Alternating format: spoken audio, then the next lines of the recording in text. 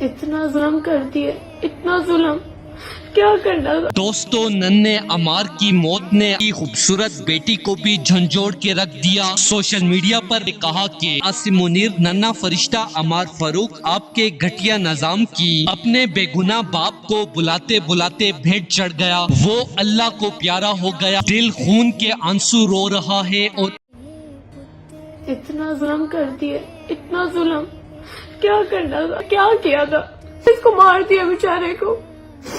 ابھی ہم رکنے نہیں والے، جتنوں کو مارنا ہے مارو۔ تم لوگ اتنے ظالم، اپنے مجھ سے محبت نہیں ہے تو بندوں کو کیوں شہید کرواتے ہو؟ جس دیش کی کورٹ کچہری میں انصاف ٹکوں پر بکتا ہو، جس دیش کا منشی قاضی بھی مجرم سے پوچھ کر لکھتا ہو، اس دیش کے ہر ایک لیڈر پر سوال اٹھانا واجب ہے، اس دیش کے ہر ایک حاکم کو سولی پہ چڑھانا واجب ہے۔